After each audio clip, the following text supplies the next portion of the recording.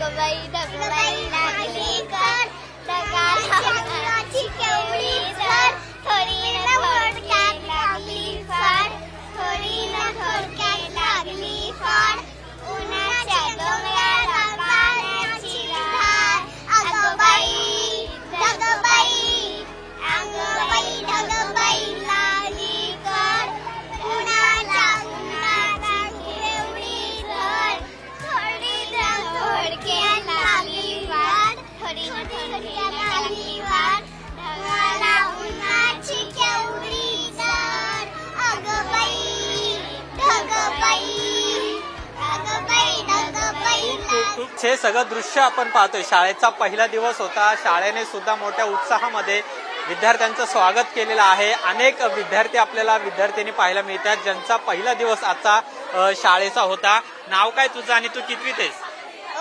ऋषिका आणि फर्स्ट मध्ये. कसा गेला दिवस? कसा गेला आजचा? मस्त. बरं, नवीन कपडे घातलेस? ओळख झाली? मित्र नवीन झाले का? तुझं नाव काय? रुद्रा. बर, कसं होता पहिला दिवस शाळेचा? छान. तू रडली नाहीस? नाही. बर, फ्रेंड्स झाले नवीन? हो. कसे होते? टीचर कसे होते? चांगले. बर, तू काय सांगशील? कितवीत आहेस तू? फर्स्टला. फर्स्ट इयरला आहे. कसं वाटलं आज शाळेत नवीन शाळेचा ड्रेस घालून तुम्ही गेला सगळे? छान वाटलं. काय काय केलं आज शाळेमध्ये? काय केलं? आम्ही नाचलो, गाणं गायलो. हा, खाऊ दिला का टीचरनी? हो. काय आम्हाला खाऊ खाल्ला तुम्ही सगळ्यांनी? हायडिंग शेकवाला बिस्किट दिलं. बर, आणि फ्रेंड्स मिळाले का तुला? नवीन फ्रेंड्स मिळाले? हो. बर, तू काय सांगशील ताई? मी कसं वाटलं आज शाळेचा पहिला दिवस? छान वाटला. गाणं कुठलं म्हटलं तुम्ही? सांग बरं, सांग काय गाणं म्हणालीस?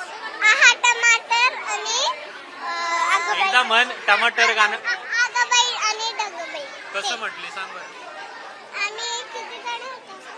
तू, मी, अजून ते दोघं होते. बरं, तुम्ही सगळ्यांनी एकत्रित म्हणा. जरा माईक धरा आता. म्हण गाणं म्हण. कुठलं गाणं म्हणा? म्हणा पटकन. अगबाई ढगबाई लागली कर ढगाची केवढी झड थोडी न थोडक्यात लागली फड थोडी न थोडक्यात लागली फड उन्हाच्या डोंगराला पाण्याची धार अगबाई ढगबाई अगबाई ढगबाई लागली कर उन्हाच्या केवढी झड थोडी न थोडक्यात लागली फड थोडी न थोडक्यात लागली फड ढगाला उन्हाची केवढी झड अगबाई ढगबाई अगबाई ढगबाई.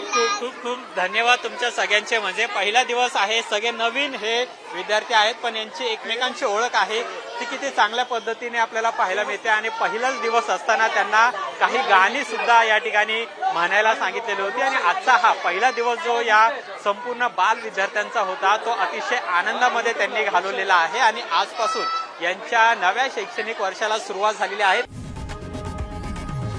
लोकशाही मराठी ऐका, पहा, जागरूक रहा.